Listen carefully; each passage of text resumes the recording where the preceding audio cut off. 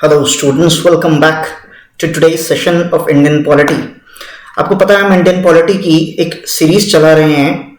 Preliminary exam जो है हमारा सिविल सर्विसेज का 5 जून को, उसके लिए राइट। तो अभी तक हमने 3 पार्ट्स ऑलरेडी डिस्कस कर लिए हैं राइट। आज हम 4th पार्ट डिस्कस करने जा रहे हैं अपनी वीडियो का, अपनी सीरीज का। यदि अभी तक आपको पिछले हमारे पार्ट्स अच्छे लगे हों तो प्लीज़ हमारे वीडियोस को लाइक कीजिए, शेयर कीजिए एंड हमारे चैनल को सब्सक्राइब कीजिए। चलिए शुरू करते हैं दोस्तों आज का 4th सेशन।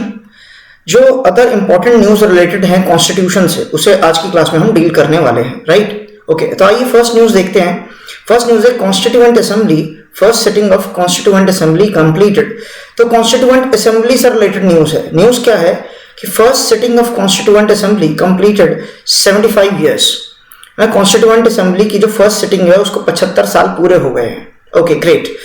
आपको पता है कि जो कॉन्स्टिट्यूएंट असेंबली है वो पहली बार कब मिली थी? नई दिल्ली में मिली थी। ठीक है, कब मिली थी नई दिल्ली में पहली बार? 9 दिसंबर। दोस्तों 9 दिसंबर को क्या आता है? मेरा जन्मदिन आता है राइट। ओके, चलिए विश बाद में कीजिएगा, फिलहाल ये ध्यान रहे कि ये डेट जो है 9 दिसंबर, that was the formation of constituent assembly. First meeting हुई थी यहाँ पर राइट। कहाँ हुई थी मीटिंग? न्यू दिल्ली में। अब दोस्तों दिसंबर में ही क्यों स्टार्ट की गई कॉन्स्टिट्यूएंट असेंबली? आपको ये बात पता होनी चाहिए। कांग्रेस की स्थापना जो हुई थी 1885 में, आपको पता होगा कि कांग्रेस की स्थापना में सबसे बड़ा हाथ किसका था? Alexander Octavian Hume, A.O. Hume बोला जाता है right. Retired civil services officer थे वो, ब्रिटिशर। ठीक है, उन्होंने ही मदद की थी इंडियन नेशनल कांग्रेस को फॉर्म करने में right. Okay, so Indian national Congress की यूजुअली जो बैठक होती थी मेरे दोस्तों, वो साल में एक ही बार होती थी। और वो कब होती थी? दिसंबर में राइट, साल के एंड में होती थी। तो इसलिए दिसंबर 9 को मोस्ट प्रोबेबली कॉन्स्टिट्यूएंट असेंबली की सिटिंग का डेट चुना गया। हालांकि ये एकमात्र ऐसा रीजन नहीं था, कई और कारण भी थे। ठीक है, कि कॉन्स्टिट्यूएंट असेंबली का जो बैठक है वो पहला 9 दिसंबर को रखा गया। ओके, कहां रखा गया? ये नई दिल्ली के अंदर जो पार्लियामेंट हाउस है उसका जो सेंट्रल हॉल है उसमें हुई थी ये बैठक। ओके, चलिए आगे बढ़ते हैं। नेक्स्ट, आपको पता है कि कॉन्स्टिट्यूएंट असेंबली, जो ये कॉन्स्टिट्यूएंट असेंबली बनी थी 1946 में, ये आखिर कौन से प्लान के तहत फाइनलाइज हुई थी? क्योंकि बहुत बार पहले भी कोशिशें की जा रही थी कि किसी तरीके से इंडिया का कॉन्स्टिट्यूशन बन जाए, बट क्योंकि मुस्लिम लीग और कांग्रेस के बीच में समन्वय नहीं बैठ रहा था, है ना, आपसी मतभेद चल रहे थे, इस कारण से देरी होती चली गई राइट। ओके, तो कैबिनेट मिशन प्लान वो एक प्लान था जिसके बाद सक्सेसफुली कॉन्स्टिट्यूएंट असेंबली का गठन हुआ राइट। कैबिनेट मिशन प्लान कब आया था इंडिया? 1946 में आया था और इसके 3 इंपॉर्टेंट मेंबर थे राइट। इसमें से एक मेंबर पहले भी इंडिया में आ चुके हैं, 1942 में आए थे राइट। ओके, कौन आए थे 1942 में? एक बार पहले सर स्टैफर्ड क्रिप्स आए थे। कौन आए थे? सर स्टैफर्ड क्रिप्स आए थे। ओके, नाउ यहां पर उसके बाद दूसरे इंपॉर्टेंट बंदे कौन है? सर पैथिक लॉरेंस और A.V. अलेक्जेंडर, ये थर्ड है right. Sir Pethick Lawrence, Stafford Cripps और A.V. अलेक्जेंडर। दोस्तों मैं आपको बताता चलूं यहां पर कि जो पैथिक लॉरेंस हैं इस समय पर पैथिक लॉरेंस कौन थे? सेक्रेटरी ऑफ स्टेट थे इंडिया के। मैंने आपको लास्ट के वीडियोस में ये बात बताई है कि secretary of state post create की गई थी 1858 के गवर्नमेंट ऑफ इंडिया एक्ट से राइट। सेक्रेटरी ऑफ स्टेट की पोस्ट वो क्या था? सेक्रेटरी ऑफ स्टेट कौन था? ये एक कैबिनेट मिनिस्टर था ब्रिटिश पार्लियामेंट के अंदर, जिसको इंडिया के अफेयर्स का कार्यभार संभालने की परमिशन दी गई थी राइट। ओके, तो इन्हीं के प्लान के अकॉर्डिंग कॉन्स्टिट्यूएंट असेंबली का गठन किया गया। तो इंपॉर्टेंट है, याद रखिएगा प्रिलिमिनरी पॉइंट ऑफ व्यू से। आगे बढ़ते हैं। जो असेंबली है उसको रिकॉग्निशन किससे मिली थी? इंडियन इंडिपेंडेंस एक्ट 1947 जो आया था, ठीक है, उसके सेक्शन 8 के तहत इसको रिकॉग्निशन मिली थी। क्लियर? चलिए आगे बढ़ते हैं। नेक्स्ट, कॉम्पोजिशन की बात करते हैं। इसकी कॉम्पोजिशन क्या थी? दोस्तों ये हिस्ट्री का भी पार्ट है राइट। ओके, तो जो मेंबर्स थे उनका डायरेक्ट इलेक्शन नहीं हुआ था, उनको इनडायरेक्टली इलेक्ट किया गया था। आपको मैं लास्ट क्लास में ये बात क्लियर कर चुका हूं लेजिस्लेटिव काउंसिल वाले न्यूज में कि डायरेक्ट इलेक्शन और इनडायरेक्ट इलेक्शन क्या होता है। डायरेक्ट इलेक्शन जिसे डायरेक्ट जनता चुने, मैं और आप राइट, अपने वोट का इस्तेमाल करके। और इनडायरेक्ट क्या होता है? जिसको हमने चुना, जैसे हम क्या चुनते हैं? मेंबर ऑफ लेजिस्लेटिव असेंबली और मेंबर ऑफ पार्लियामेंट। तो जिनको हमने चुना वो इनडायरेक्टली वोट देकर किसी और को चुने, जैसे प्रेसिडेंट। तो प्रेसिडेंट इनडायरेक्टली इलेक्ट किए जाते हैं किनके द्वारा? जिनको हमने चुना उनके द्वारा। किनको हमने चुना? MP को और MLAs को। क्लियर? तो इनकी भी क्या हुई थी, इनडायरेक्ट इलेक्शन हुई थी, डायरेक्ट लोगों के वोट से नहीं चुने गए थे। अच्छा, इनडायरेक्ट इलेक्शन हुआ था, किन्होंने किया था इनको इलेक्ट? तो देखो, जो प्रोविंसेस होते थे ना, जैसे आज की डेट में क्या है, स्टेट्स हैं, उस समय पर क्या थे, प्रोविंसेस थे। तो जो प्रोविंसेस में जो गवर्नमेंट थी, लेजिस्लेटिव असेंबली थी, जैसे आज की डेट में स्टेट में लेजिस्लेटिव असेंबली है, ठीक है, तो प्रोविंसेस में जो लेजिस्लेटिव असेंबली थी, उनके जो मेंबर्स थे, उन्होंने इनडायरेक्टली सेंट्रल लेवल पे कॉन्स्टिट्यूएंट असेंबली में मेंबर्स का इलेक्शन किया था। क्लियर? और ये जो स्कीम थी पूरी की पूरी की कैसे होगा इलेक्शन, ये किसने दिया था, कैबिनेट मिशन ने अपने प्लान में दिया था। क्लियर है मेरे दोस्तों? चलिए आगे बढ़ते हैं। अरेंजमेंट क्या था, देखिए सीटों को, मेंबर्स की अरेंजमेंट क्या थी। इसमें कुल मिलाकर 389 मेंबर्स थे। कितने मेंबर्स थे कुल मिला के? 389 मेंबर्स थे। 389 को 3 पार्ट में डिवाइड किया गया था। पहला था 292 मेंबर्स। 292 मेंबर्स कहां से आने थे? इन्हीं प्रोविंशियल लेजिस्लेटिव असेंबली से आने थे। ये जो प्रोविंशियल लेजिस्लेटिव असेंबली है, ठीक है, इनके द्वारा इलेक्ट किए जाते हैं कितने मेंबर्स? 292। इनमें से नहीं आएंगे, ये इलेक्ट करेंगे कितने मेंबर्स? 292। तो out of 389 members, 292 were elected by provincial legislative assembly members, right. Next, 93 members कहां से आएंगे? दोस्तों आपको पता है कि रियासतें भी थी कुछ, ठीक है, जो इनडायरेक्टली कंट्रोल में थी ब्रिटिशर्स के। डायरेक्टली ब्रिटिशर्स कंट्रोल नहीं करते थे रियासतों को, रियासतों के पास ऑटोनॉमी थी, ठीक है। तो रियासत जो थी, भारतीय रियासतें जो थी, उनकी तरफ से, रियासतें मतलब जिनको रजवाड़े, मतलब जो राजा और राजकुमार जहां राज करते थे, ठीक है। तो इंडियन प्रिंसली स्टेट्स का भी रिप्रेजेंटेशन था। कितना था? 93। ओके। और 4 मेंबर्स किसके थे मेरे दोस्तों? Chief commissioners provinces. Chief commissioners provinces क्या है? आज की डेट में जैसे यूटी होते हैं ना मेरे दोस्त, यूनियन टेरिटरी, वैसे उस समय पर यूनियन टेरिटरी की जगह पर क्या होते थे? कुछ ऐसे प्रोविंसेस होते थे जिन पर स्पेशली चीफ कमिश्नर नियुक्त किया जाता था, ठीक है।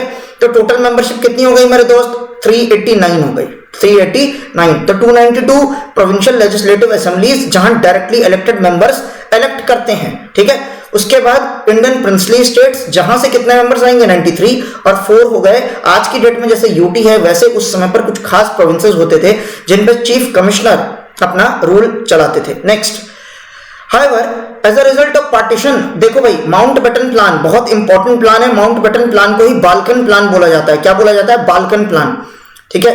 इसको हम बाल्कन प्लान भी बोलते हैं, बाल्कन प्लान, ठीक है। इसको हम डिकी बर्ड प्लान भी बोलते हैं, Dickie Bird. Dickie Bird Mountbatten को ही कॉमनली कहा जाता था ब्रिटेन के अंदर। ब्रिटेन के अंदर डिकी बर्ड कहा जाता था। क्यों कहा जाता था? क्योंकि ये जो थे ना, ये डायरेक्ट क्राउन की ब्लड लाइन से थे। माउंटबेटन जो थे, ये जो रानी थी ना वहां की, उनकी ब्लड लाइन के थे, ठीक है। तो बेसिकली माउंटबेटन राजशाही खानदान से आते थे। और माउंटबेटन नेवी के कमांडर भी थे सेकेंड वर्ल्ड वॉर में। जब जापान ने फाइनल सरेंडर किया था 15 अगस्त को, आपको पता है 6 अगस्त और 9 अगस्त को जापान के ऊपर बॉम्ब गिराए गए थे, हिरोशिमा और नागासाकी पर रिस्पेक्टिवली, जिसे लिटिल बॉय और फैट मैन कहा गया था, राइट। उसके बाद क्या हुआ था? 15 अगस्त को सरेंडर कर दिया था फाइनली। तो जापान ने जब फाइनली सरेंडर किया था, उस समय नेवी को हेड कौन कर रहे थे? ब्रिटिश नेवी को माउंटबेटन कर रहे थे। क्लियर है? इसीलिए, और सरेंडर किस दिन हुआ था? क्योंकि सरेंडर 15 अगस्त को हुआ था दोस्तों, इसीलिए 15 अगस्त को ही माउंटबेटन ने फैसला लिया इंडिया को आजाद करने का, ठीक है। क्योंकि इंडिया को आजाद करने का फैसला बाद का था, लेकिन इन्होंने जल्दबाजी में इंडिया को डिवाइड करने के लिए 15 अगस्त की डेट फाइनलाइज कर दी। और इसी जल्दबाजी का नतीजा था कि खून खराबा बहुत ज्यादा हुआ बॉर्डर्स में, राइट। तो याद रखना, माउंटबेटन प्लान को ही बाल्कन प्लान या फिर डिकी बर्ड प्लान हम बोलते हैं, या फिर 3 जून प्लान भी इसे बोलते हैं। क्या बोलते हैं? 3 जून प्लान, ठीक है। अब देखिए, तो पार्टीशन कौन सी प्लान की बदौलत हुई? 3 जून। लेकिन कॉन्स्टिट्यूएंट असेंबली का गठन किस प्लान के अकॉर्डिंग हुआ? Cabinet mission plan. दोस्तों इन दोनों में अंतर बहुत इंपॉर्टेंट है, वो 1946 में है या 1947 में है, ठीक है। ओके, नेक्स्ट, तो ये जो माउंटबेटन प्लान था ना, इसके अकॉर्डिंग पाकिस्तान की कॉन्स्टिट्यूएंट असेंबली सेपरेटली स्थापित की गई। याद रहे, पहले जो कॉन्स्टिट्यूएंट असेंबली बनी थी कैबिनेट मिशन प्लान में, उसमें इंडिया और पाकिस्तान की कॉन्स्टिट्यूएंट असेंबली साथ में थी, 389 मेंबर्स। लेकिन बाद में जो ये कॉन्स्टिट्यूएंट असेंबली बनी माउंटबेटन प्लान के अकॉर्डिंग, वो पाकिस्तान के लिए अलग से बनी। क्लियर? और इसमें भी रिप्रेजेंटेशन था कुछ प्रोविंसेस, ठीक है, representation of some province cease to be the members of the assembly. Clear, तो जो प्रोविंस रिप्रेजेंट कर रही थी इस कॉन्स्टिट्यूएंट असेंबली में, ठीक है, उनको अपनी असेंबली की सीट छोड़नी पड़ी। कौन सी असेंबली की सीट? पुरानी वाली। इसीलिए जो मेंबरशिप थी ना असेंबली की वो रिड्यूस होकर कितनी हो गई मेरे दोस्त? 299 हो गई। क्लियर, तो बाकी जो 389 में से 389 थी ना टोटल सीट्स, उसमें से कुछ मेंबर्स निकल के पाकिस्तान की कॉन्स्टिट्यूएंट असेंबली में चली गई, क्योंकि पाकिस्तान देश का अलग से निर्माण होना था, तो उनकी भी कॉन्स्टिट्यूएंट असेंबली होनी जरूरी थी। ठीक है, उसमें भी कुछ मेंबर्स चले गए, तो बचे हमारे पास कितने members? Finally 299 members. Clear, next, जो फर्स्ट सिटिंग थी 9 दिसंबर को, उसमें टेम्परेरीली एक प्रेसिडेंट चुने गए जो उसको प्रिसाइड करते। जैसे हमारे लोकसभा और राज्यसभा को स्पीकर और चेयरमैन प्रिसाइड करते हैं, उसी तरीके से उस समय पर जो कॉन्स्टिट्यूएंट असेंबली थी, ठीक है, उसको भी हेड कोई करता। तो टेम्परेरीली, क्योंकि परमानेंट अभी नहीं चुने गए थे प्रेसिडेंट वहां, तो टेम्परेरीली उसको हेड कौन कर रहे थे? डॉक्टर सच्चिदानंद सिन्हा। और ये मूल रूप से कहां थे? बिहार के थे, राइट, डॉक्टर सच्चिदानंद सिन्हा। इसके बाद क्या हुआ? ठीक 2 दिनों बाद 11 दिसंबर को, ठीक 2 दिनों बाद 11 दिसंबर को परमानेंट प्रेसिडेंट कॉन्स्टिट्यूएंट असेंबली के कौन बन गए? डॉक्टर राजेंद्र प्रसाद। कौन बने? डॉक्टर राजेंद्र प्रसाद। और यही डॉक्टर राजेंद्र प्रसाद जो फिलहाल अभी क्या बनाए गए हैं? प्रेसिडेंट बनाए गए हैं। किसके? कॉन्स्टिट्यूएंट असेंबली के। यही हमारे आजाद भारत के, इंडिपेंडेंट इंडिया के फर्स्ट प्रेसिडेंट होंगे, राइट, और ये भी बिहार से ही थे। तो आप ध्यान दीजिए कि दोनों के दोनों प्रेसिडेंट्स कहां से थे? बिहार से थे। ठीक है, तो बहुत बड़ा योगदान है दोस्तों बिहार का आपके कॉन्स्टिट्यूएंट, आपके कॉन्स्टिट्यूशन को बनाने में। नेक्स्ट आ जाइए, हमारी जो कॉन्स्टिट्यूएंट असेंबली है उसने कितना समय लगाया कॉन्स्टिट्यूशन बनाने के लिए? तो दोस्तों हमारी कॉन्स्टिट्यूएंट असेंबली ने 2 साल 11 महीने और करीब करीब 17 दिन लगाए। 18वें दिन जाके प्रस्तुत हुआ था। तो कुछ बुक्स में आपको 2 साल 11 महीने और 18 दिन मिलेंगे, वो भी गलत नहीं है, क्योंकि 18वें दिन कॉन्स्टिट्यूशन प्रेजेंट किया गया था। ठीक है, लेकिन बना फाइनलाइज हो गया था 17वें दिन में ही, राइट, तो 18वें दिन प्रस्तुत किया गया था उसे। क्लियर, ओके, ये हुआ था। और कौन सा दिन था वो दिन था 26 नवंबर का दोस्तों। कौन सा दिन था वो? 26 नवंबर का वो दिन था सन 1949। 26 नवंबर 1949 को हमारा कॉन्स्टिट्यूशन तैयार हो चुका था। क्लियर हो गया मेरे दोस्तों? और 26 जनवरी को हमारा कॉन्स्टिट्यूशन फाइनलाइज हो गया पूर्ण रूप से। ज्यादातर चीजें तो 26 नवंबर को ही फाइनलाइज हो गई थी, लेकिन 26 जनवरी का डेट चुना गया दोस्तों। इसके पीछे एक हिस्टोरिकल पॉइंट है। हिस्टोरिकल पॉइंट क्या है? जो लाहौर सेशन हुआ था ना 1929 का कांग्रेस का, वहां पर पूर्ण स्वराज की मांग पहली बार की गई थी, और इसकी अध्यक्षता, लाहौर सेशन हुआ था ये, ठीक है, लाहौर सेशन हुआ था, इसकी अध्यक्षता किसने की थी? जवाहरलाल नेहरू जी ने की थी। और ठीक 1930 में 26 दिसंबर का दिन चुना गया, और इस दिन भारत का झंडा फहराया गया। ठीक है, इस दिन भारत का झंडा पहली बार फहराया गया, और पहली बार भारत को आजाद घोषित किया गया। भारत आजाद हुआ नहीं था, पहली बार भारत को आजाद घोषित किया गया। सॉरी, 26 दिसंबर नहीं, 26 जनवरी के दिन, 1930 में 26 जनवरी के दिन। क्लियर, तो 1929 में रावी नदी के तट पर, ठीक है, रावी नदी के तट पर पूर्ण स्वराज की मांग की गई थी, और 1930 में 26 जनवरी को पहली बार भारत का झंडा लहराया गया था और भारत को आजाद घोषित किया गया था। इसलिए मेरे दोस्त 26 जनवरी जो था एक हिस्टोरिकल डे था हमारे लिए, इसलिए 26 जनवरी को चुना गया हमारे कॉन्स्टिट्यूशन के फाइनल लॉन्च के लिए। इसलिए हम 26 जनवरी को क्या मनाते हैं? अपना रिपब्लिक डे मनाते हैं, गणतंत्र। क्योंकि गणतंत्र वो होता है दोस्त जहां पर आपका जो हेड है, किसका? हेड ऑफ स्टेट, आपकी जो कंट्री का हेड है वो क्या है? इलेक्टेड है। जैसे हमारी कंट्री के हेड कौन है? प्रेसिडेंट है। क्लियर, और ब्रिटेन की कंट्री के हेड कौन है? उनकी क्वीन है, क्वीन। ठीक है, तो हमारी कंट्री के हेड प्रेसिडेंट है, उनकी कंट्री के हेड क्वीन है। इसलिए हम क्या हैं? हम एक रिप्रेजेंटेटिव, हम एक रिपब्लिक डेमोक्रेसी है। वो क्या है? ब्रिटेन वाले क्या है? वो भी डेमोक्रेसी है, लेकिन वो कैसी है? वो एक मोनार्कियल डेमोक्रेसी है, क्योंकि वहां पर हेड ऑफ द स्टेट कौन है? मोनार्क। मोनार्क मतलब क्वीन। क्लियर है मेरे दोस्त? चलिए आगे बढ़ते हैं। नेक्स्ट न्यूज है हमारी, reservation in promotions for persons with disabilities. आपने देखा होगा दोस्तों मेरे कि पीडब्ल्यूडी का कोटा आपने बहुत जगहों पे देखा होगा एंट्री वाले एग्जाम्स में। जैसे कोई एंट्रेंस एग्जाम हो रहा है, मतलब पहली बार किसी को कोई पोस्ट मिलेगी, उसमें पीडब्ल्यूडी का कोटा होता है। लेकिन मान लीजिए पीडब्ल्यूडी एक बार कंपनी ज्वाइन कर ली, एक बार गवर्नमेंट नौकरी उनकी हो गई, तो अब जो प्रमोशन होगा ना उसमें भी पीडब्ल्यूडी वालों को कोटा दिया जाए। आपको पता है मैंने आपको पिछले 2 या 3 सेशन पहले आपको ओबीसी के प्रमोशन में कोटा के बारे में पढ़ाया था। इसी तरीके से पीडब्ल्यूडी का प्रमोशन में कोटा की बात हो रही है। क्लियर?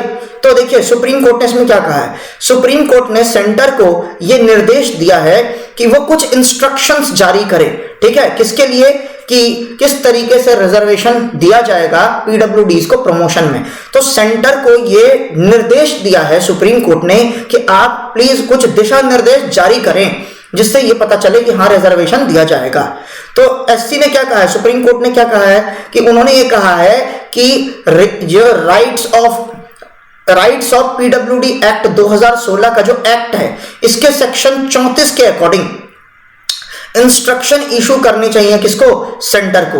वो ये क्या कहती है कि 4%, कम से कम 4% का रिजर्वेशन होना चाहिए किसके लिए, persons with benchmark disabilities. Benchmark मतलब दोस्तों क्या होता है, ऐसी डिसेबिलिटी जिसको नकारा नहीं जा सकता, मतलब डिसेबिलिटी अच्छी खासी होनी चाहिए, उनके लिए कम से कम 4% का रिजर्वेशन होना जरूरी है। क्लियर? दोस्तों मैं आपको बता दूं कि पीडब्ल्यूडी का जो रिजर्वेशन है वो हॉरिजॉन्टल रिजर्वेशन की कैटेगरी में आता है।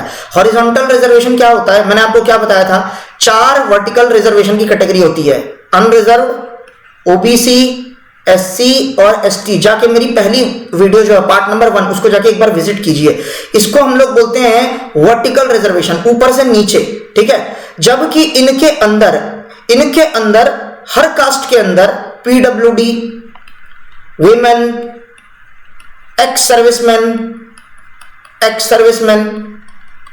डिफेंस, इनके रिजर्वेशंस जो होते हैं, इनके जो रिजर्वेशंस होते हैं वो हर कास्ट में होते हैं। मान लीजिए कि ओबीसी की हमारे पास 27% रिजर्वेशन है, तो उसी 27% में इनकी भी अलग अलग रिजर्वेशंस होंगी, किसकी, पीडब्ल्यूडी की, वुमेन की, एक्स सर्विसमैन की, डिफेंस की।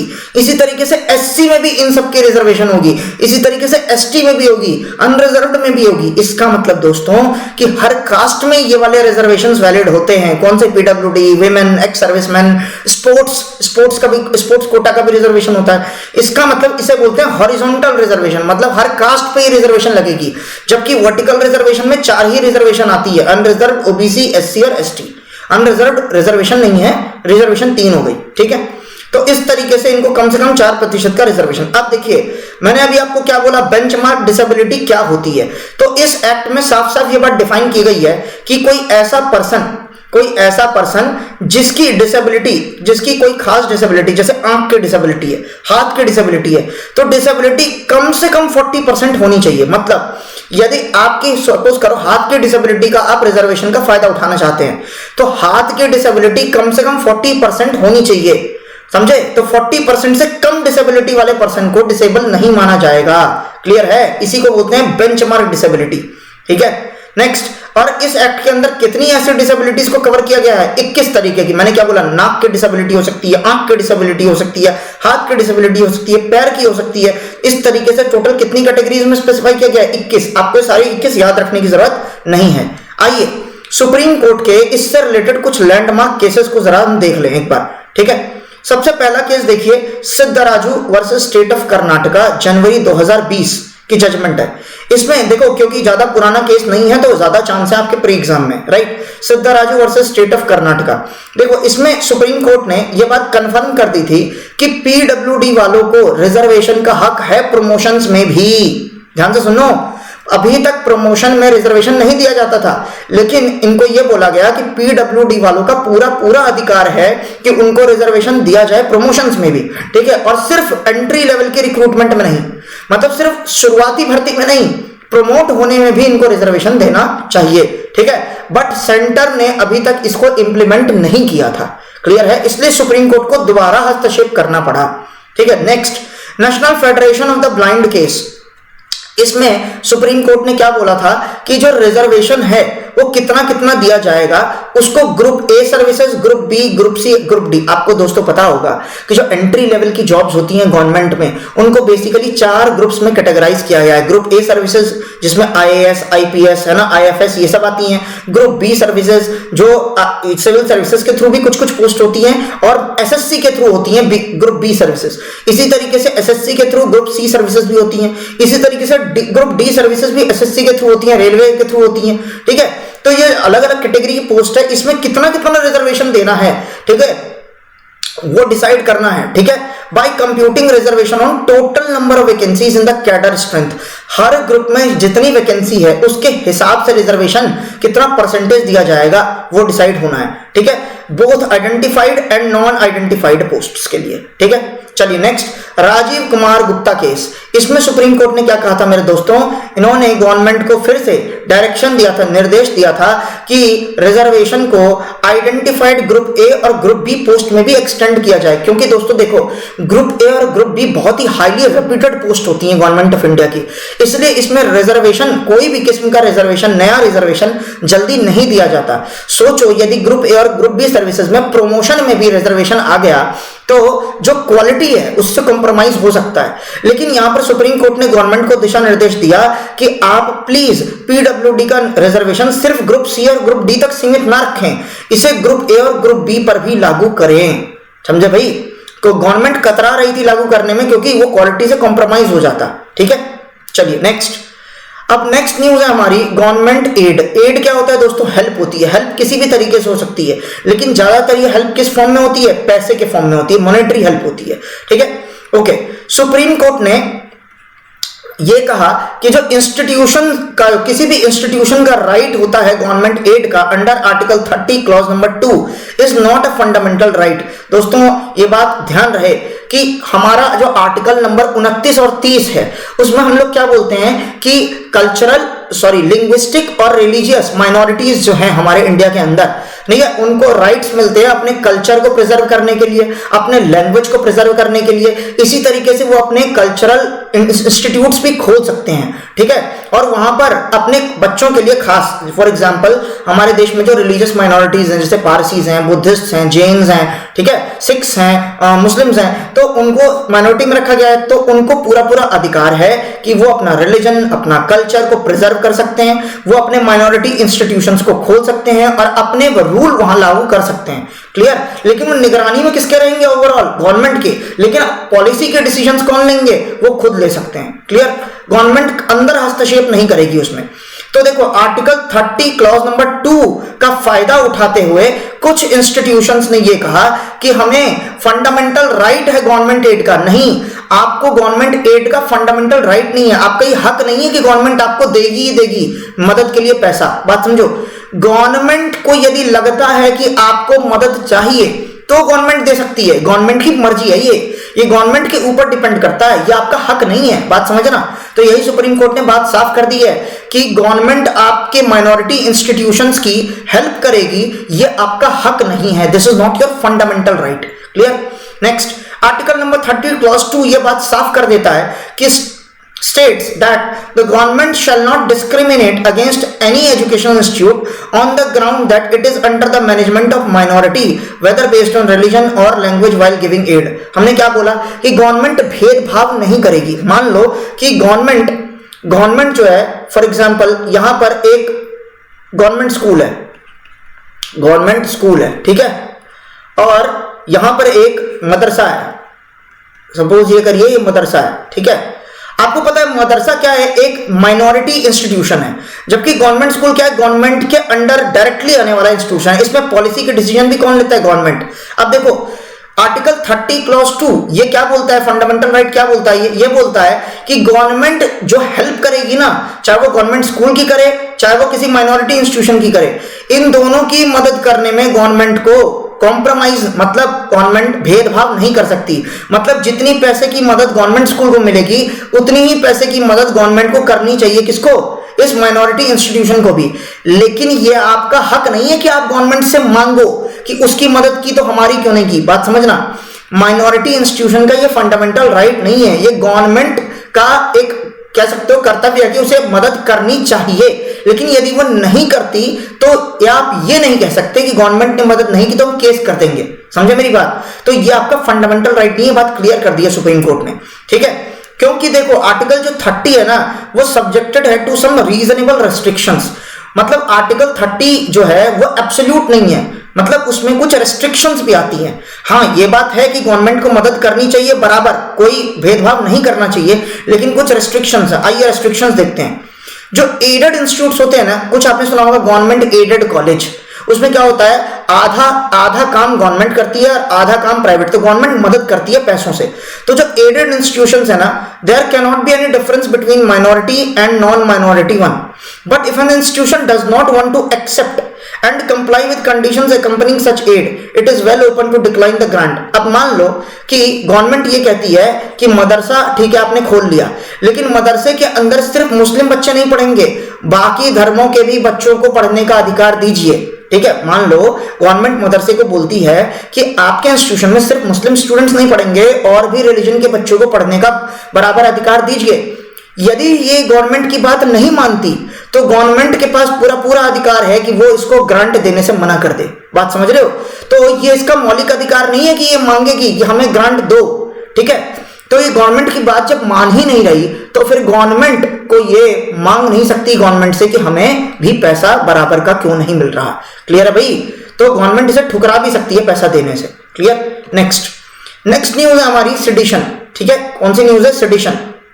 अब देखिए सेडिशन तो दोस्तों देखो पता नहीं पिछले 5-6 साल से कुछ ज्यादा ही न्यूज में है, राइट। क्योंकि जो प्रेजेंट सरकार है उसको राइट विंग की सरकार बताई जाती है और वो बोलते हैं कि ये सरकार जो है वो हल्का सा भी अपना विरोध बर्दाश्त नहीं कर सकती और वो राजद्रोह और देशद्रोह में अंतर नहीं कर पाती। दोस्तों देखिए राजद्रोह और देशद्रोह दो अलग अलग चीजें हैं। राजा के खिलाफ जब आप कुछ बोलते हो तो उसे बोलते हैं राजद्रोह, और देश के खिलाफ जब आप कुछ बोलते हैं उसे बोलते हैं देशद्रोह। तो दोस्तों कभी कभी राजद्रोह को देशद्रोह बनाकर एक्शन ले लिया जाता है जो कि गलत है। जैसे आप यदि फॉर एग्जांपल हमारे माननीय प्राइम मिनिस्टर जी को कुछ बोल देते हैं, ठीक है, तो क्या वो देश के खिलाफ बोलना होगा? नहीं। कॉन्स्टिट्यूशन आपको पूरा अधिकार देती है कि डेमोक्रेसी के अंदर आप किसी भी व्यक्ति विशेष का या किसी पार्टी का आप विरोध कर सकते हैं, उनकी नीतियों का विरोध कर सकते हैं, सरकार का विरोध कर सकते हैं, लेकिन ध्यान रहे सरकार का विरोध करते करते कहीं ऐसा ना हो कि आप गलती से देश का ही विरोध कर बैठे तो आपको देशद्रोह मतलब सेडिशन में बुक कर लिया जाएगा। दोस्तों ये जो प्रथा लाई थी ये अंग्रेज लेकर आए थे। क्यों? क्योंकि अंग्रेज देख रहे थे कि भारत के अंदर जो फ्रीडम स्ट्रगल है उसकी ज्वाला बढ़ती जा रही है, लोगों के अंदर एक उत्साह आ रहा है आजाद होने का, वो अंग्रेजों से आजादी चाहते थे। तो अंग्रेज इसको कंट्रोल करने के लिए एक लॉ लेकर आए सेडिशन का। उन्होंने ये कहा कि यदि सरकार के विरुद्ध कोई कुछ बोलेगा तो उसके ऊपर सेडिशन का चार्ज लगा दिया जाएगा। लेकिन दोस्तों एक बात मुझे बताइए, हम जब अब आजाद हो गए तो क्या ये जो राजद्रोह है ये वैलिड है? नहीं वैलिड है। देखो देशद्रोह आज भी वैलिड होना चाहिए क्योंकि देश के खिलाफ गद्दारी बिल्कुल बर्दाश्त नहीं की जाएगी, उस पर सजा होना बिल्कुल सही है। लेकिन आप यदि गवर्नमेंट का बहिष्कार करते हैं, गवर्नमेंट की नीतियों का विरोध करते हैं, तब गवर्नमेंट आपको ये बोल के बुक कर ले कि आपने देश के विरुद्ध बोला है, तो ये तो अनैतिक है, ठीक है। This is not moral. तो आइए देखते हैं सेडिशन क्यों न्यूज में रहता है। तो देखिए इंडियन पीनल कोड जो है उसका सेक्शन नंबर 124A, दोस्तों इसे प्लीज कंठस्थ कर लीजिए क्योंकि ये सेक्शन बहुत ज्यादा न्यूज में रहता है। इंडियन पीनल कोड का सेक्शन 124 क्लॉज A डिफाइन करता है सेडिशन को, ठीक है, डिफाइन करता है। तो आपसे पूछ लेंगे एग्जाम में, स्टेटमेंट में, प्रिलिमिनरी में कि ये बताइए कि sedition is a constitution, sedition is defined in the constitution, तो क्या होगा वो स्टेटमेंट? गलत होगा। क्यों? सेडिशन की डेफिनेशन कॉन्स्टिट्यूशन में नहीं है, सेडिशन की डेफिनेशन है इंडियन पीनल कोड में। क्लियर? कौन से सेक्शन में? सेक्शन 124 क्लॉज A, ठीक है। क्या होता है sedition? It is an offence committed when a person brings or attempts to bring into hatred, ठीक है, और कंटेम्प्ट, कंटेम्प्ट मतलब होता है विरोध करना, ठीक है, या फिर एक्साइट्स भड़काना, या फिर attempts to excite disaffection towards the government established by law in India, ठीक है भाई। जो गवर्नमेंट कानूनी रूप से बनी है, कानूनी मतलब संवैधानिक रूप से बनी है, लोगों ने मेजॉरिटी वोट देकर गवर्नमेंट को बनाया है, तो लोगों के मेजॉरिटी से जो गवर्नमेंट बनी है उसके ऊपर आपको अधिकार नहीं है कुछ भी बोलने का। यदि आपने ऐसा बोला किसी भी रूप में, लिख के, बोल के, गवर्नमेंट की नीतियों का विरोध करके, ठीक है, तो आपको बुक किया जा सकता है सेडिशन में। क्लियर है मेरे दोस्त? तो ये सेडिशन बोल के हो सकता है, आप किसी साइन के थ्रू, मतलब आप ट्विटर पे कुछ कर देते हैं, ठीक है, फेसबुक पे कोई पोस्ट डाल देते हैं, कोई सिंबल दिखा देते हैं, कोई प्लेकार्ड होल्ड करते हैं, प्लेकार्ड, ठीक है, पोस्टर होल्ड करते हैं और उससे विरोध करते हैं, ठीक है, विजिबल रिप्रेजेंटेशन, है ना, तो इसको सेडिशन में बुक किया जा सकता है। लेकिन दोस्तों मैं फिर से बोल रहा हूं, गवर्नमेंट का आज की डेट में आप विरोध कर सकते हैं क्योंकि भारत एक ओपन डेमोक्रेसी है और डेमोक्रेसी में आप गवर्नमेंट का विरोध कर सकते हैं, वो कहीं से भी गलत नहीं है, ठीक है। तो गवर्नमेंट का विरोध करना उस समय ब्रिटिशर्स को क्या था, भारी पड़ रहा था, इसलिए ब्रिटिशर ये लॉ लेकर आए थे। लेकिन आज की डेट में क्योंकि हम आजाद देश हैं, तो कहां से ये लॉ आज की डेट में फिट बैठता है, हमारे आज के सिनेरियो में नहीं फिट बैठता। लेकिन हाँ, देश के विरुद्ध यदि कोई कुछ बोलता है तो उसे सेडिशन में बिल्कुल बुक करना चाहिए। एक बात और मेरे दोस्त, सेडिशन को एक नॉन बेलेबल ऑफेंस माना गया है, मतलब आपको बेल नहीं मिल सकती सेडिशन में, ठीक है। नेक्स्ट, सेडिशन के अंदर पनिशमेंट का क्या प्रावधान है, आइए देखते हैं। तो सजा का क्या प्रावधान है? It provides for punishment for imprisonment for life. आपको जीवन भर कारावास की सजा हो सकती है, या फिर imprisonment up to 3 years with fine, या फिर 3 साल तक की विद फाइन। तो कम से कम कितनी सजा है? 3 years। मैक्सिमम कितनी सजा है? Life time imprisonment. Clear? Next, कुछ केसेस देख लेते हैं जो बहुत ज्यादा इस सेडिशन से रिलेटेड है। रोमेश थापड़ केस, केदारनाथ सिंह केस 1962, ये केसेस मेरे दोस्त कम से कम नाम जरूर देख के रखना, क्योंकि ऐसा हो सकता है कि आ जाए आपके किसी पीसीएस के एग्जाम में भी कि which of the following cases is not related to sedition. तो मान लीजिए 3 केस दे दे और एक चौथा केस देते हैं जो किसी और चीज से रिलेटेड है, ठीक है, जैसे केशवानंद भारती केस देते फॉर एग्जांपल, चौथा ऑप्शन। तो क्वेश्चन क्या पूछ रहा है आपसे, कौन सा केस रिलेटेड नहीं है सेडिशन से? तो केशवानंद भारती, क्योंकि केशवानंद भारती केस से किससे रिलेटेड है? Basic structure of the constitution से रिलेटेड है, जिसको हम ऑलरेडी प्रीवियस वीडियोस में पढ़ चुके हैं, ठीक है। तो केदारनाथ सिंह केस, कन्हैया कुमार केस आपको पता ही है, तो बहुत ज्यादा न्यूज में रहा था कन्हैया कुमार का केस, जेएनयू के अंदर भारत तेरे टुकड़े होंगे, है ना, इंशाल्लाह इंशाल्लाह जो बोला गया था, लेकिन उसका कहीं से भी कोई पुख्ता सबूत नहीं मिला है अभी तक, राइट। धाराएं जरूर लगी थी, ठीक है, चार्ज जरूर लगा था, ठीक है, लेकिन बुक नहीं हो पाई क्योंकि प्रूव नहीं हो पाया।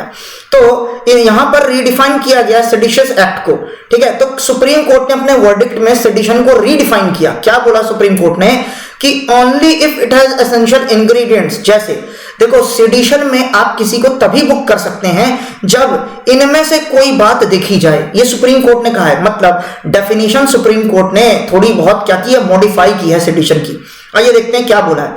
सुप्रीम कोर्ट ये कहता है, यदि किसी भी व्यक्ति की किसी भी हरकत से, बोलकर, लिखकर, किसी साइन के द्वारा, ठीक है, ट्विटर पे, ऑनलाइन, मतलब कोई भी माध्यम हो, उसके द्वारा यदि पब्लिक ऑर्डर अस्त व्यस्त हो जाए, मतलब लोग आग बबूला हो जाए, गुस्से में आ जाए, वायलेंस होने लग जाए, है ना, अटेम्प्ट टू वायलेंटली ओवरथ्रो, सरकार को, जो सरकार लोगों द्वारा मेजॉरिटी से चुनी गई है, उसको उतार फेंकने का षड्यंत्र रचा जाए, उसको उतार फेंकने की कोशिश की जाए, ठीक है, या फिर स्टेट जो पब्लिक, इस पब्लिक को, ओवरऑल पब्लिक को, या फिर स्टेट मतलब देश की सिक्योरिटी पे यदि खतरा आने लग जाए, तो समझ लेना उस व्यक्ति को सेडिशन में बुक करना चाहिए। समझे भाई? तो इन कुछ खास केसेस में ही सेडिशन का चार्ज आपके ऊपर लग सकता है, ध्यान रहे। नेक्स्ट आ जाते हैं, बहुत ही ज्यादा इंपॉर्टेंट, हेट स्पीच। ये बहुत न्यूज में रहा है, हाल ही में भी ये न्यूज में रहा है। आपने सुना होगा उत्तराखंड के अंदर एक बहुत ही बड़ा समारोह हुआ था, हिंदू समारोह, जहां पर हेट स्पीच में कुछ लोगों को बुक किया गया, 15 लोगों को, राइट।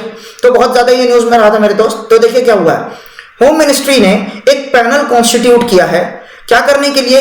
रिफॉर्म्स मतलब क्या चेंजेस किए जाएं, ठीक है, किसमें? Offences related to speech and expression. देखिए दोस्तों, आपको पता है हमारे देश में गलत फायदा उठाया जाता है फंडामेंटल राइट्स का। आर्टिकल नंबर 19 क्लॉज 1 हमें कुछ फंडामेंटल राइट्स देता है फ्रीडम ऑफ स्पीच और एक्सप्रेशन के नाम से, ठीक है। ये टोटल कितने हैं राइट्स हमारे पास? पहले 7 थे, ठीक है, अब 6 बच गए हैं। कौन सा राइट हटाया गया है स्पीच और एक्सप्रेशन में? फ्रीडम ऑफ स्पीच और एक्सप्रेशन में राइट टू प्रॉपर्टी। पहले right to property article number 19 clause number F, article number 19 clause number 1 sub clause number F, इसमें राइट टू प्रॉपर्टी भी आता था, अब हमने उसे हटा दिया है। क्लियर? तो अब कितने बच गए हैं, कितने सब क्लॉज बच गए हैं, 6 सब क्लॉज बच गए हैं। तो right to freedom of speech and expression के अंदर आप टोटल 6 बच गए हैं, ठीक है। ओके, तो इसमें देखो क्या होता है मेरे दोस्त, लोग गलत फायदा उठाने लगते हैं। इसीलिए आर्टिकल 19 क्लॉज नंबर 2 में कुछ रेस्ट्रिक्शंस दिए गए हैं, मतलब आप इस फंडामेंटल राइट का इस्तेमाल कर सकते हैं, लेकिन इस रेस्ट्रिक्शंस के अंदर अंदर, समझे भाई। रेस्ट्रिक्शंस हो पब्लिक ऑर्डर, मतलब पब्लिक ऑर्डर अस्त व्यस्त ना हो, लॉ एंड ऑर्डर, ठीक है, उसके कारण खराब नहीं होनी चाहिए, ठीक है, पब्लिक हेल्थ इफेक्ट नहीं होनी चाहिए, क्लियर। तो इस तरीके से वायलेंस नहीं इरप्ट होना चाहिए लोगों में। तो देखिए, तो जो ऑफेंस होते हैं किससे रिलेटेड, स्पीच और एक्सप्रेशन का गलत इस्तेमाल करके जो भी सजा का प्रावधान है उसमें कुछ चेंजेस किए जाए। तो देखिए क्या है, as there is no clear definition. देखिए, हेट स्पीच की कहीं भी कोई क्लियर डेफिनेशन नहीं है, किसमें, इंडियन पीनल कोड में। देखो अभी हमने क्या बोला, सेडिशन की डेफिनेशन है आईपीसी में सेक्शन 124A में, लेकिन इंडियन पीनल कोड में हेट स्पीच की कोई प्रॉपर डेफिनेशन नहीं है, ठीक है। तो the committee for reforms in criminal laws में रिफॉर्म करने के लिए जो कमिटी होती है, ठीक है, वो पहली बार कोशिश कर रही है कि किस तरीके से हेट स्पीच की डेफिनेशन तैयार की जाए। किसे बोलेंगे आखिर हेट स्पीच, ठीक है, क्योंकि दोस्तों जब तक डेफिनेशन क्लियर नहीं है, पुलिस किसी को भी मनचाहे तरीके से बुक कर सकती है सरकार के दिशा निर्देश पर, क्लियर, और गलत हो सकता है, याद रखना। और वैसे ही पुलिस कस्टडी में जो मौत होती है उनका रिकॉर्ड वैसे ही इंडिया में बहुत ज्यादा खराब है, ठीक है। इंडिया वैसे ह्यूमन राइट्स इंडेक्स में बहुत ज्यादा पीछे है, ठीक है। Next, earlier bureau of police research and development, इन्होंने डिफाइन किया था हेट स्पीच को। क्या थी हेट स्पीच की डेफिनेशन, बीपीआरडी के अकॉर्डिंग। बीपीआरडी बहुत ही इंपॉर्टेंट संस्थान है मेरे दोस्त, जो पुलिस रिफॉर्म्स की बात करता है, ठीक है। ओके, इसमें क्या है, लैंग्वेज, हेट स्पीच की डेफिनेशन सुनिए, एक ऐसी लैंग्वेज, एक ऐसी भाषा दैट डेनिग्रेट्स इंसल्ट्स, जो इंसल्ट किसी दूसरे व्यक्ति की बेइज्जती कराए, किसी दूसरे व्यक्ति को धमकी देने की बात करे, या किसी इंडिविजुअल को टारगेट करने की बात करे, किस बिहाफ पर, उसकी आइडेंटिटी के बिहाफ पर। आइडेंटिटी बोले तो देखो ऐसा हो सकता है कि महाराष्ट्र के अंदर एक मान लो बिहार का व्यक्ति है, ठीक है, तो उसको बिहारी कहकर उसकी बेइज्जती करना, उसको धमकी देना कि तुम चले जाओ यहां से छोड़ के। मैं एक एग्जांपल दे रहा हूं, इसे दिल पे ना ले, जो महाराष्ट्र के लोग हैं, ऐसा सुनने में आया था इसलिए बोल रहा हूं, ठीक है। और उनको किस बिहाफ पर धमकी दी जा रही है, उसकी आइडेंटिटी के बिहाफ पर, क्लियर। या फिर कुछ और बातें भी हो सकती हैं, जैसे उसका सेक्सुअल ओरिएंटेशन। आपने देखा होगा आज भी जो थर्ड जेंडर है इंडिया में, उसकी आज भी हर जगह इज्जत नहीं होती, लोग आज भी उनको अच्छी नजर से नहीं देखते, क्लियर है, उनके साथ दुर्व्यवहार किया जाता है, ठीक है। तो समाज में उनको बराबर का अधिकार नहीं मिलता। तो ये सारी मानसिकता जो है ना, इसकी वजह से हम बेइज्जती करने लग जाते हैं किसी थर्ड पर्सन की। या फिर कोई डिसेबल्ड है, ठीक है, तो जैसे विजुअली इंपेयर्ड है, आपको पता है हमारे माननीय प्रधानमंत्री जी ने एक शब्द यूज किया था इनके लिए, डिसेबिलिटी वाले पीपल के लिए, दिव्यांग, आपको ये बात पता होगी, ठीक है। तो उनको सही तरीके से संबोधित ना करना, आपने सुना होगा अभद्र भाषा का प्रयोग करते हैं काफी लोग। या फिर किसी के रिलीजन पर, कोई मान लो माइनॉरिटी में है किसी कम्युनिटी में, उसके रिलीजन के हिसाब से उसकी बेइज्जती करना, उसको गाली देना, उसको धमकी देना, तो ये सब हेट स्पीच में आ जाएगा, क्लियर है मेरे दोस्त। रिलीजन, डिसेबिलिटी, सेक्सुअल ओरिएंटेशन या फिर आइडेंटिटी, क्लियर। तो ये डिफाइन करने की कोशिश की किसने, बीपीआरडी ने, याद रखना। नेक्स्ट, ऑल्सो यूनाइटेड नेशंस के जो सेक्रेटरी जनरल हैं, उन्होंने रिलीज किया था एक strategy and plan of action on hate speech, ठीक है, जिसमें क्या बोला गया था कि एक strategic guidance, United nation system के अंदर एक स्ट्रेटेजिक गाइडेंस डेवलप किया जाएगा। मतलब कुछ खास गाइडेंस पॉइंट होंगी जिसमें यह बताया जाएगा किस तरीके से ग्लोबल, मतलब पूरे दुनिया के लेवल पर, और नेशनल, मतलब अपने देश में आप हेट स्पीच को रेगुलेट कर सकते हैं, कंट्रोल कर सकते हैं। क्योंकि अक्सर देखा गया है हेट स्पीच आजकल दुनिया में बढ़ता ही जा रहा है। जितनी भी राइट विंग सरकार, जो सो कॉल्ड राइट विंग सरकार बोली जाती है वर्ल्ड के अंदर जितनी भी है, वहां पर उन देशों में हेट स्पीच की प्रॉब्लम्स अक्सर बढ़ जाती हैं। क्योंकि राइट विंग सरकारें जो होती हैं उनमें उनका क्या रहता है कि अपने देश के जो मेन लोग हैं, जो अपने देश के लोकल्स हैं, उन्हीं को सपोर्ट करते हैं वो, ठीक है। और वो भेदभाव करते हैं दूसरे देश से आए लोगों के साथ, वो भेदभाव करते हैं रिलीजियस माइनॉरिटी के साथ, वो भेदभाव करते हैं रेस वाली माइनॉरिटी, मतलब जो काले लोग होते हैं, गोरों के देश में काले लोगों के साथ भेदभाव होगा। तो इस तरीके से मेरे दोस्त बहुत सारे भेदभाव होते हैं, हेट स्पीचेस दिए जाते हैं उनके खिलाफ, जिससे लोग भड़कते हैं और हिंसा क्रिएट होने के चांसेस होते हैं। अब देखिए लीगल प्रोविजंस क्या है हेट स्पीच से रिलेटेड इंडिया के अंदर, आइए देख लेते हैं। तो देखिए हेट स्पीच को ना रेस्ट्रिक्ट किया गया है, क्योंकि देखो कोई ये नहीं कह सकता कि मैं जो भाषण दे रहा था वो तो मेरा मौलिक अधिकार है आर्टिकल 19 क्लॉज 1 के अकॉर्डिंग, क्योंकि आर्टिकल 19 क्लॉज 1 कहता है कि मेरे पास फ्रीडम है अपनी स्पीच और एक्सप्रेस करने का अपने व्यूज को। लेकिन मेरे दोस्त, आप यदि एक्सप्रेस करते हो अपने व्यूज तो आपको दूसरों के भी मौलिक अधिकार का ध्यान रखना चाहिए। दूसरों का भी मौलिक अधिकार है, ठीक है, कि उसकी बेइज्जती नहीं होनी चाहिए। दूसरों का भी मौलिक अधिकार है कि उसको भी वही इक्वालिटी का अधिकार संविधान से मिला हुआ है। तो आपका कैसे हक बनता है कि आप किसी की बेइज्जती करो अपने स्पीच में? तो इसलिए कुछ रीजनेबल रेस्ट्रिक्शंस हैं, ठीक है मेरे दोस्त, उसके दायरे में रहकर आपको अपनी स्पीच को कंट्रोल करके बोलना चाहिए। नेक्स्ट, जो 124A है आईपीसी का, वो सेडिशन को पेनलाइज करता है। आपको पता है ना सेडिशन क्या होता है? सेडिशन होता है देशद्रोह, लेकिन इसको राजद्रोह के रूप में देख लिया जाता है, ठीक है, क्योंकि इसकी ओरिजिनल डेफिनेशन में राजद्रोही था, गवर्नमेंट के खिलाफ कुछ बोलना, ठीक है। नेक्स्ट, सेक्शन 153A और 153B जो आईपीसी का है वो पनिश करता है ऐसे एक्ट्स के लिए जिसकी वजह से ऐसा लगे कि दो गुटों के बीच में दुश्मनी पैदा करने की कोशिश की जा रही है, दो ग्रुप्स के बीच में।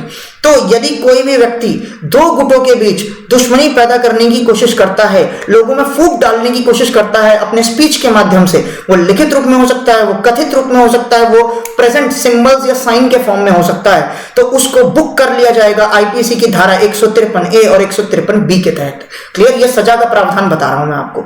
नेक्स्ट, जो आईपीसी का सेक्शन 505 क्लॉज 1 और 505 क्लॉज 2 है, ये पेनल्टी मतलब सजा का प्रावधान है। किसके ऊपर?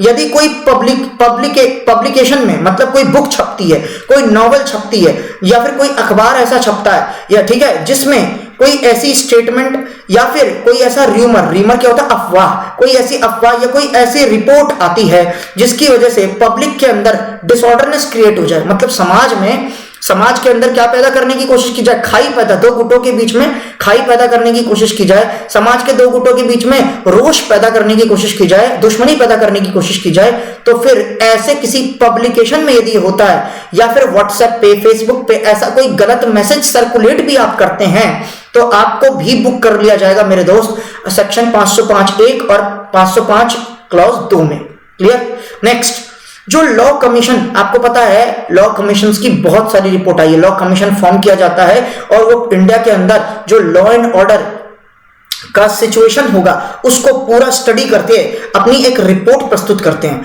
तो जो 267th रिपोर्ट थी हमारे लॉ कमीशन की, उसमें डिफाइन किया गया था हेट स्पीच को। तो देखो, एक डेफिनेशन तो बीपीआरडी ने दी है ना, बीपीआरडी आपने अभी देखा था। बीपीआरडी क्या है? Bureau of police research and development. दूसरी डेफिनेशन दी गई है लॉ कमीशन के 267th रिपोर्ट में, और दोस्तों ये बहुत ज्यादा इंपॉर्टेंट है।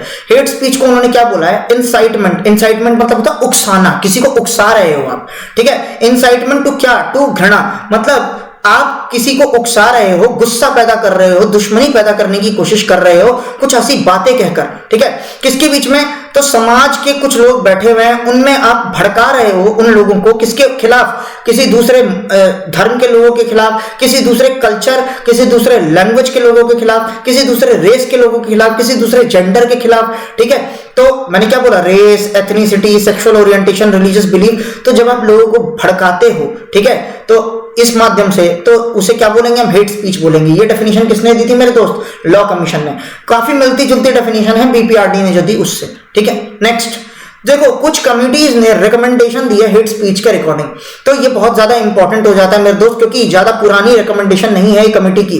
विश्वनाथन कमिटी की रिपोर्ट आई थी 2019 में। इन्होंने क्या प्रपोज किया था अपनी रिपोर्ट में? इन्होंने बोला था कि article 153 clause C sub clause B और सेक्शन 505 क्लॉज A आईपीसी में इंट्रोड्यूस की जाए, मतलब नए ये सेक्शंस नए इंट्रोड्यूस किए जाएं, ठीक है। किसके लिए? Incitement to commit an offence on ground of religion, मतलब यदि आप किसी को भड़काते हो कोई ऐसा काम करने के लिए जिसमें किसी रिलीजन के खिलाफ, किसी रेस के खिलाफ, तो सारी बातें वही हैं, place of residence, birth, language, disability और ट्राइब। तो देखो इसको थोड़ा सा ना, इसके परव्यू को थोड़ा बढ़ाया गया है। देखो पहले प्लेस ऑफ बर्थ, रेजिडेंस, मतलब मैंने क्या बोला? एक बिहार का बंदा जिसका जन्म बिहार में हुआ है, या फिर वो रहता बिहार में है लेकिन वो काम के लिए कहां चला गया है? महाराष्ट्र।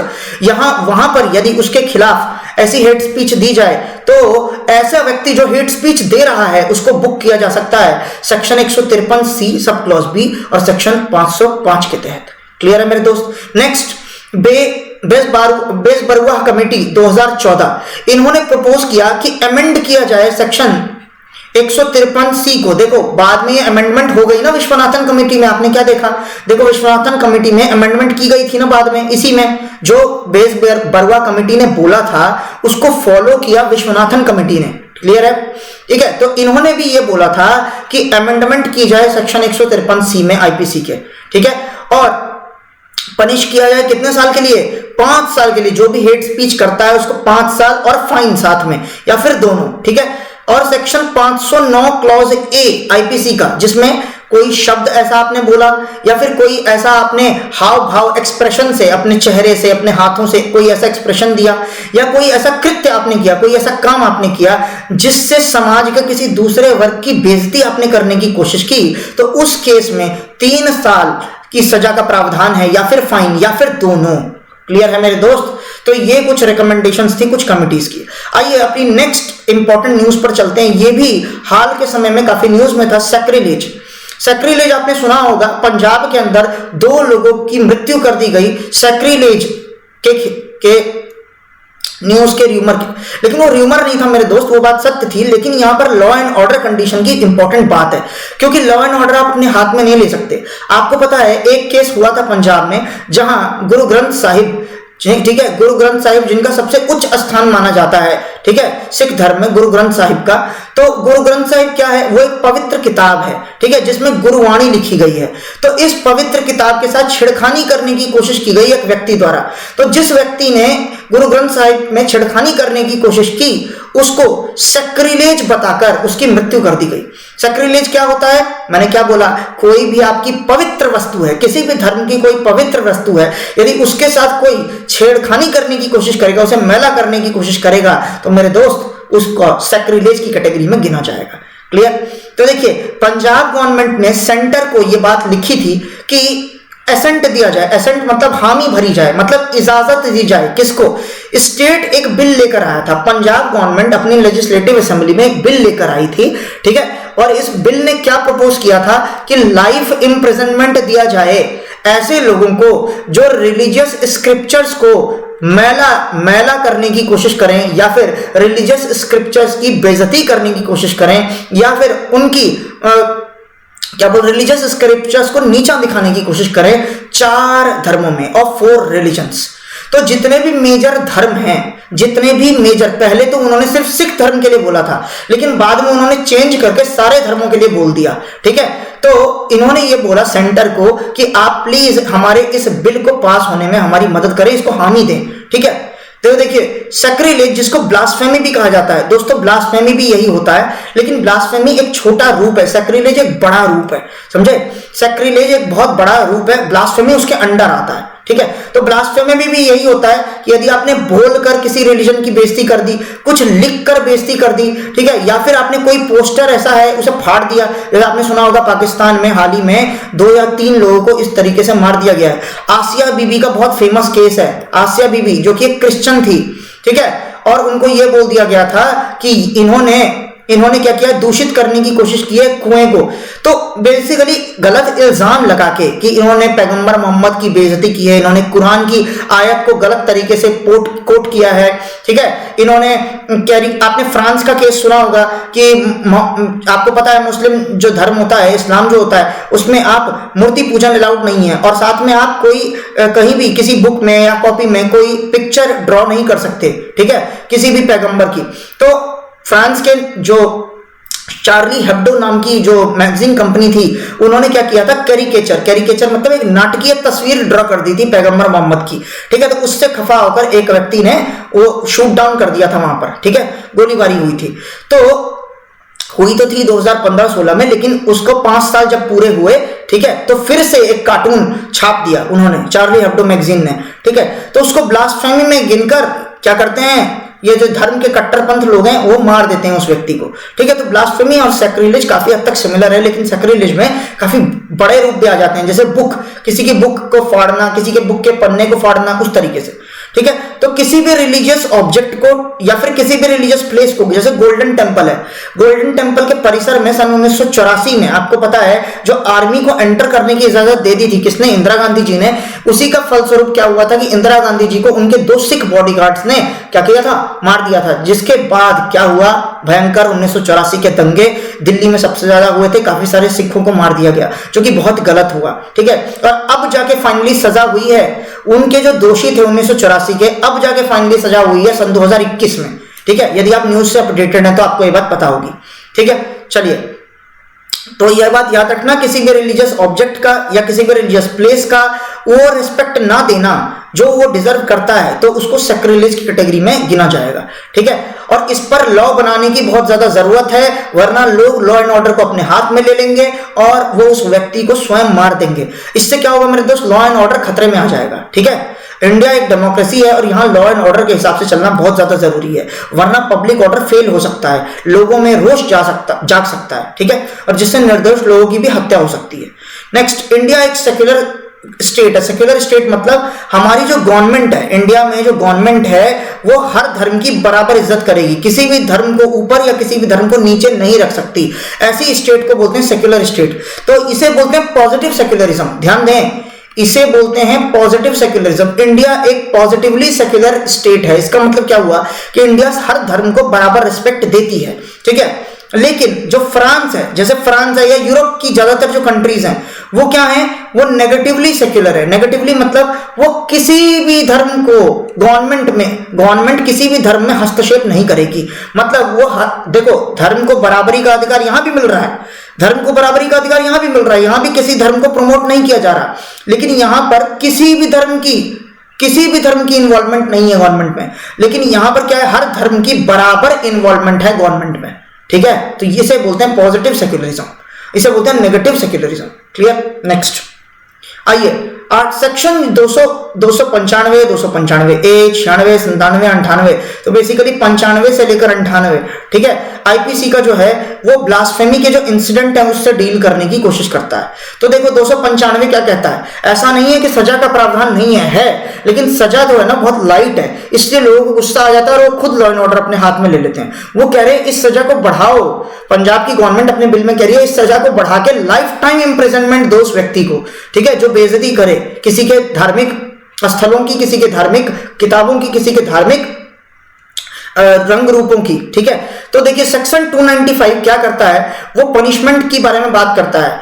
एक ऐसा पर्सन जो जानबूझकर डैमेज करे, डिस्ट्रॉय करे या फिर डिफाइल मतलब होता है उसको नेस्तो नाबूद करने की कोशिश करे, उसको खराब करने की कोशिश करे, ठीक है। किसको, किसी भी रिलीजियस ऑब्जेक्ट को जो कि किसी भी धर्म में पवित्र माना जाए, ठीक है। तो उस केस में क्या है मेरे दोस्त, उस केस में सजा का प्रावधान 295 में है।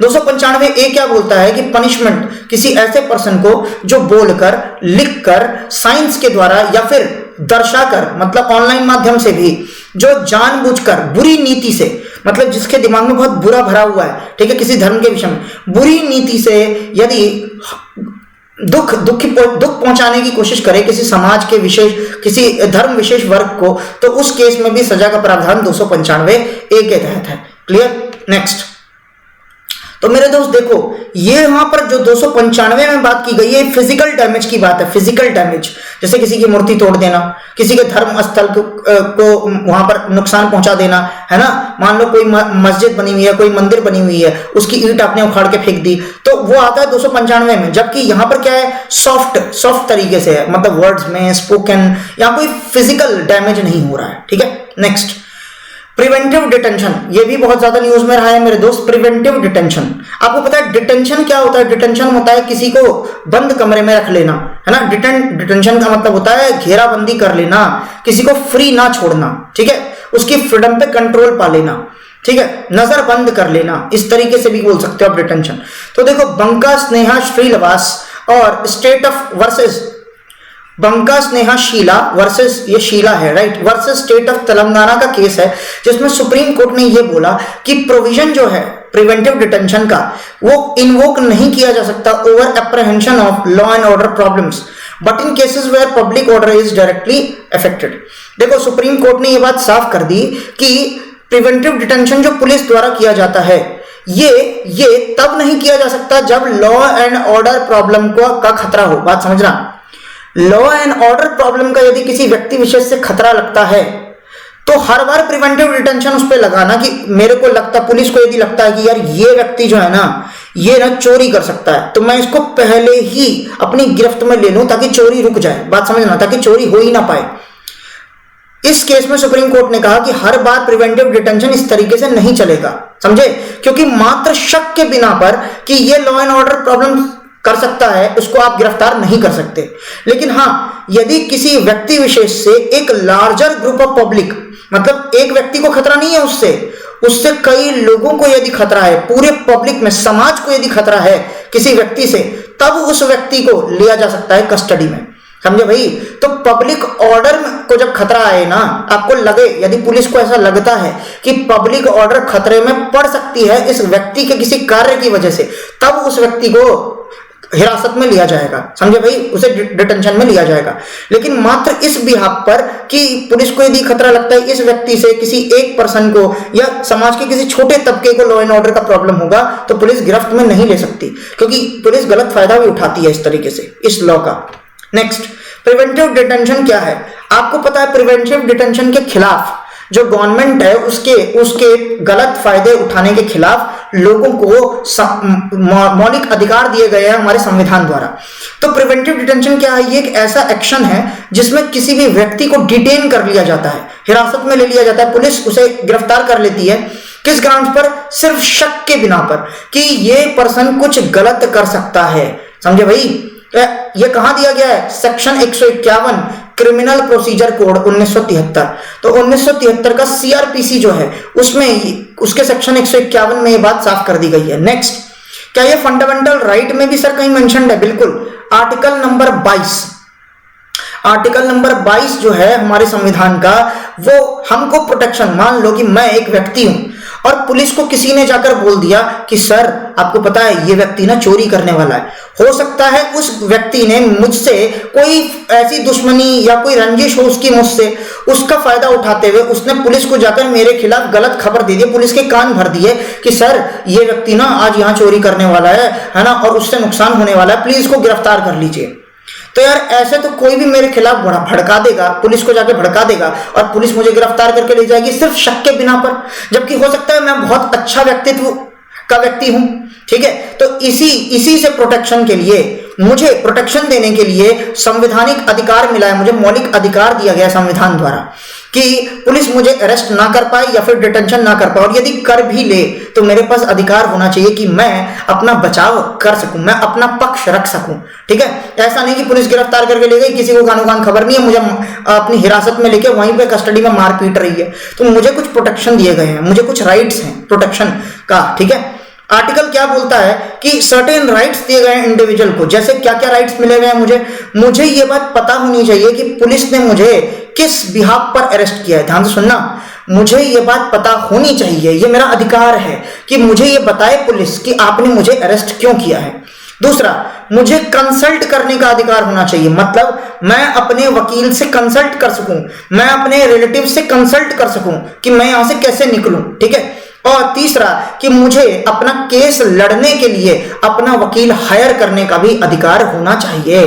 ठीक है, अपने लिए एक लीगल प्रैक्टिशनर, वकील को बोल सकते हैं आप, ठीक है, उसको हायर करने का भी मेरे पास अधिकार है। पुलिस ऐसा नहीं कह सकती मुझे कि आपको वकील नहीं मिलेगा। ठीक है, तो मुझे वकील हायर करने का भी अधिकार है, मुझे यह भी जानने का अधिकार है कि मुझे किस बिहाफ पे अरेस्ट किया गया, और मुझे कंसल्ट करने का भी अधिकार है अपने वकील से या अपने रिलेटिव से। ठीक है, next, however these rights are granted to aren't granted to an alien or a person detained under preventive detention laws।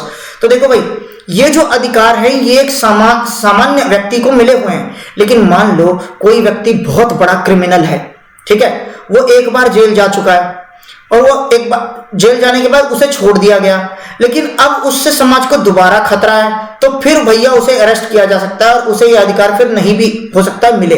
या फिर कोई फॉरेनर है, भारत में आया है और उसके बारे में खबर मिल गई कि ये टेररिस्ट एक्टिविटीज में संलग्न है, या इसने किसी का रेप ये करने वाला है या किसी का मर्डर करने वाला है, और पुख्ता जानकारी मिल गई, मेरी बात ध्यान समझे, प्रॉपर सबूत मिले हैं पुलिस को कि ये ऐसा कर सकता है, तो उस केस में मेरे दोस्त हो सकता है आपको आपके मौलिक अधिकार ना भी मिले।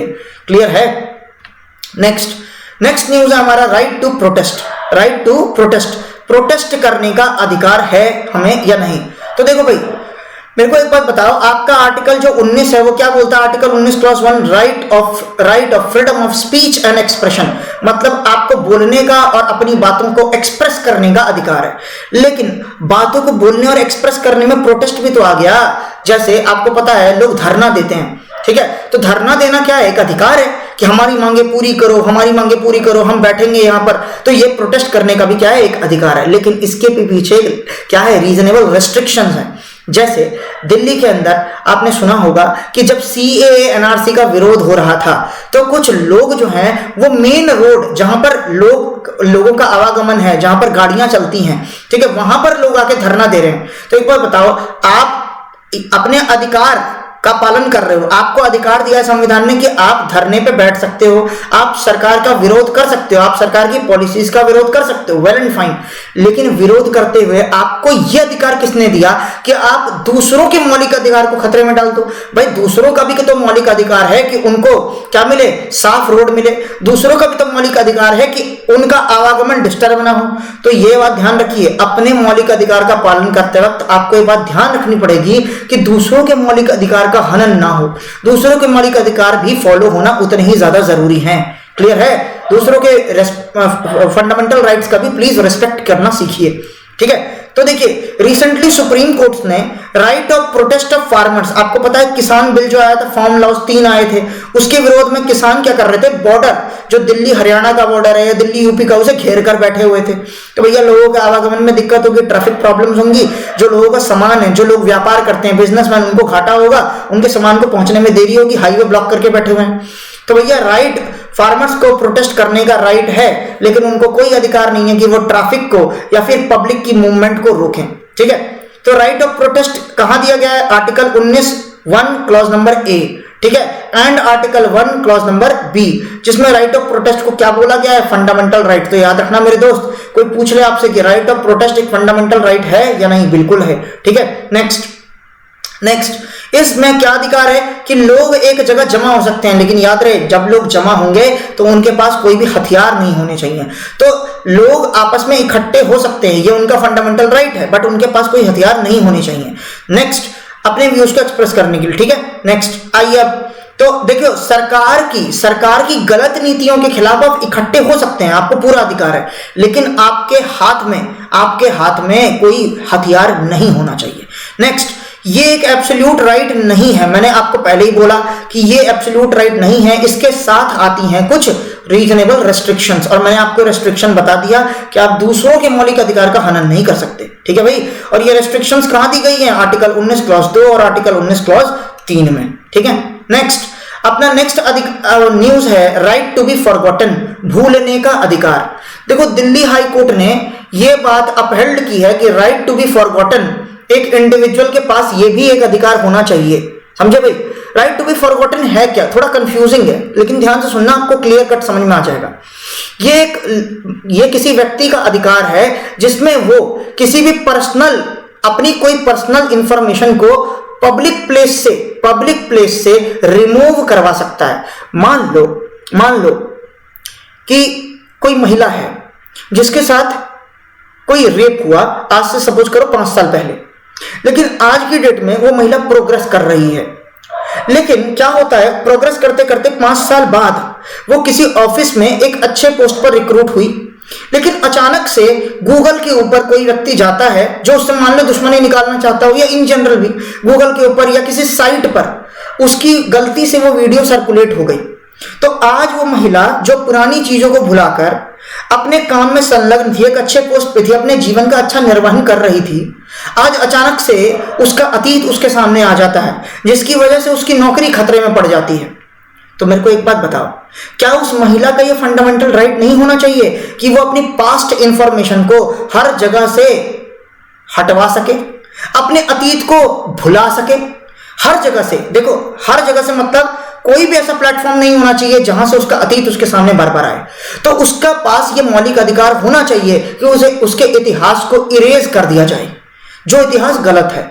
इसका मतलब हर व्यक्ति के पास अपनी पर्सनल इंफॉर्मेशन जो पब्लिक में अवेलेबल है, ठीक है, पब्लिक में अवेलेबल है, जैसे इंटरनेट, कोई सर्च इंजन जैसे याहू हो गया, बिंग हो गया, ठीक है ना, उसके बाद सर्च इंजन या फिर डेटाबेस किसी फेसबुक के डेटाबेस में या व्हाट्सएप के डेटाबेस में या किसी वेबसाइट पे है, तो ये व्यक्ति को पूरा पूरा अधिकार होना चाहिए कि जब वो इंफॉर्मेशन अब किसी काम का नहीं है तो प्लीज उस इंफॉर्मेशन को वहां से हटा दिया जाए। क्लियर है मेरे दोस्त? या फिर वो इंफॉर्मेशन की वजह से उस व्यक्ति की बेइज्जती हो सकती है या खतरा है उसकी इज्जत में, तो फिर उसको हटाया जा सकता है। इसको आपको नहीं लगता कि ये राइट टू प्राइवेसी के अंडर आता है? भैया प्राइवेसी, मेरी जो प्राइवेसी है वो भी तो मेरा मौलिक अधिकार है, तो राइट टू प्राइवेसी के अंडर ये बात आती है, तो याद रहे कि इसको हटा देना चाहिए। नेक्स्ट, प्रेजेंटली इंडिया के अंदर ऐसा कोई भी लॉ नहीं है जो राइट टू बी फॉरगॉटन का अधिकार दे, लेकिन दिल्ली हाई कोर्ट ने क्योंकि बोला है कि हाँ एक इंडिविजुअल को यह अधिकार होना चाहिए, तो पार्लियामेंट इस विषय पर अभी विचार कर रही है और जल्द ही एक लॉ लेकर आएगी पार्लियामेंट, और कोशिश ये रहेगी कि इसे राइट टू प्राइवेसी जो कि एक फंडामेंटल राइट है इसी के अंदर सम्मिलित कर दिया जाए। हालांकि कोर्ट ने यह बात साफ कर दी है कि right to be forgotten right to privacy का ही एक हिस्सा है। ठीक है, next, personal data protection bill सन 2019, इस बिल को इंट्रोड्यूस किया गया था। मतलब हमारा जो पर्सनल डेटा है, जैसे हम फेसबुक पे काम करते हैं या व्हाट्सएप पे इंफॉर्मेशन शेयर करते हैं अपनी, तो हमारा जो डेटा है, क्या वो हमारा डेटा जो स्टोर हो रहा है, क्या वो इंडिया में स्टोर हो रहा है या ये व्हाट्सएप के डेटाबेस में अमेरिका में स्टोर हो रहा है? क्या हमारा डेटा फेसबुक में इंडिया में स्टोर हो रहा है या फेसबुक के डेटाबेस में अमेरिका में स्टोर हो रहा है? सेम इंस्टाग्राम के साथ। तो जितने भी हम ऑनलाइन साइट्स यूज करती हैं, वेबसाइट्स अपनी सुविधा के लिए, उसका सारा डेटा, हमारा सारा पर्सनल डेटा कहां स्टोर हो रहा है? तो इसके लिए एक बिल लाना चाहती है सरकार, और ये बिल इंट्रोड्यूस किया गया था 2019 में, जिसके बाद तुरंत इलेक्शन आ गया और ये बिल लैप्स हो गया, राइट। लेकिन इस बिल में कुछ प्रॉब्लम्स थी। प्रॉब्लम क्या है कि इसमें एक कमी थी। कमी क्या है? Specific right to erasure of data, इसकी चर्चा नहीं थी। ये जो पर्सनल डेटा प्रोटेक्शन बिल हम ला रहे थे, इसमें हमारा डेटा प्रोटेक्ट करने की बात हो तो रही थी, लेकिन इसमें कहीं भी राइट टू बी फॉरगॉटन की चर्चा नहीं थी। मतलब यदि मैं फेसबुक से अपना कोई पुराना पोस्ट हटवाना चाहूं तो मुझे अधिकार होना चाहिए कि फेसबुक उसे हटाए। तो ये बात गवर्नमेंट ने इस बिल में मेंशन नहीं की थी, ठीक है। जबकि यूरोप का जो जीडीपीआर था, जनरल डेटा प्रोटेक्शन, जो हमारा ये राइट था, general data protection bill right जो था, यह आपका जो आईएएस का एग्जाम हुआ था सन 2019 में, 2019 या 20 में, शायद 20 में, उसमें ये क्वेश्चन आया हुआ है, राइट। तो सिविल सर्विसेज के एग्जाम में 2020 में उसका आर्टिकल 17, किसका आर्टिकल 17? जीडीपीआर का, ठीक है। उसमें ये बात साफ लिखी गई है कि राइट टू बी फॉरगॉटन का अधिकार भी होना चाहिए। ये यूरोप में इंट्रोड्यूस किया गया है, ठीक है, यूरोप में। आउटलाइनिंग द यूरोपियन यूनियन लेकर आया था इसको।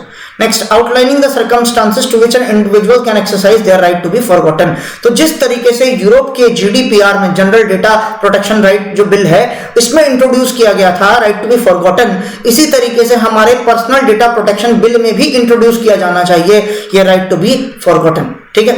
नेक्स्ट न्यूज है हमारा आर्टिकल 311 क्लॉज नंबर 2 भारतीय संविधान का। ये न्यूज में था। न्यूज में क्यों था? देखियो, एक गवर्नमेंट टीचर थे जम्मू कश्मीर के, जिनको टर्मिनेट कर दिया गया, ठीक है। क्यों टर्मिनेट कर दिया गया? बिना किसी इंक्वायरी के। बात समझना, मतलब कोई इंक्वायरी नहीं। मान लीजिए मुझे किसी गवर्नमेंट सर्वेंट को टर्मिनेट करना है, तो भाई उसके कुछ प्रावधान होते हैं। पहले मैं एक इंक्वायरी बैठाऊंगा कि उनके ऊपर जो भी इल्जाम लगाए गए हैं, या है ना, तो क्या वो सही है या नहीं। तो बिना इंक्वायरी के मैं हटा नहीं सकता हूं, लेकिन यहां पर जम्मू कश्मीर में एक टीचर को टर्मिनेट कर दिया गया बिना किसी इंक्वायरी के।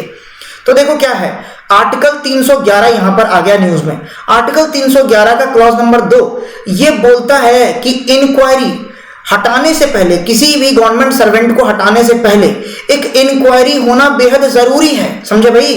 इवन हटाने छोड़ो, डिसमिस करने से पहले, है ना, रिमूव करने से, या फिर उसको डिमोट करने से पहले। डिमोट मतलब प्रमोशन क्या होता है? अपनी पोस्ट में वृद्धि पाना, और डिमोशन क्या होता है? पोस्ट को गिरा देना। तो आप किसी भी गवर्नमेंट सर्वेंट की यदि पोस्ट गिरा रहे हैं तो बिना इंक्वायरी के ये काम आप नहीं कर सकते। इंक्वायरी करो, प्रॉपर रिपोर्ट लेकर आओ, उसमें प्रॉपर एविडेंस होना चाहिए कि हाँ ये गलत काम हुआ है जिसकी वजह से हम सस्पेंड कर रहे हैं या रिमूव कर रहे हैं या डिसमिस कर रहे हैं आपकी सर्विसेज को, ठीक है। नेक्स्ट, याद रहे ये प्राइवेट एम्प्लॉयज के लिए नहीं बोला जा रहा है, ये गवर्नमेंट एम्प्लॉयज की बात हो रही है। नेक्स्ट, हालांकि आर्टिकल नंबर 311 का क्लॉज 2 का सब क्लॉज सी ये बोलता है कि नो प्रायर, एक ऐसा भी केस है जहां पर प्रायर इंक्वायरी की जरूरत नहीं होती। लेकिन ऐसा कब होता है? यदि प्रेसिडेंट या गवर्नर इस बात से संतुष्ट हैं कि वो जो गवर्नमेंट ऑफिसर है उसकी हरकतें ऐसी थीं कि जो हमारा देश है या हमारी स्टेट है उसकी सिक्योरिटी को खतरा था। मतलब गवर्नमेंट ऑफिसर कोई ऐसा काम कर रहा था जिससे हमारे देश की एकता और अखंडता को, हमारी देश की सुरक्षा को, ठीक है, या फिर हमारे किसी एक राज्य की सुरक्षा को खतरा था, तो उस केस में प्रेसिडेंट या गवर्नर यदि संतुष्ट हो जाते हैं, है ना, उनके पास इतने सबूत हैं कि उन्हें ऐसा लगता है कि हाँ ये जो काम कर रहा था गवर्नमेंट ऑफिसर इससे सच में खतरा था, तो प्रेसिडेंट या गवर्नर के पास ये पावर होती है कि वो बिना किसी इंक्वायरी के उसको रिमूव कर सकते हैं। समझे भाई, ये इंपॉर्टेंट है। ठीक है, तो मान लो कोई गवर्नमेंट सर्वेंट है, कोई आर्मी में व्यक्ति है जो फेसबुक पे गलती से, मान लो पाकिस्तान का कोई स्पाई एजेंट था लड़की के रूप में, और उसने फ्रेंडशिप कर ली किसी इंडियन आर्मी ऑफिसर के साथ, और इंडियन आर्मी ऑफिसर ने उस चक्कर में क्या हुआ कि कुछ डेटा लीक कर दिया, कुछ वेरी सेंसिटिव डेटा। तो फिर बिना किसी इंक्वायरी के भी यदि प्रेसिडेंट या गवर्नर संतुष्ट होते हैं, हालांकि आर्मी के केस में तो मार्शल लॉ लगता है, मैं इन जनरल बता रहा हूं, यदि कोई व्यक्ति ऐसा करता है सरकारी ऑफिसर तो उस पर यह हो सकता है कि ठीक है उसे हटाया जा सकता है।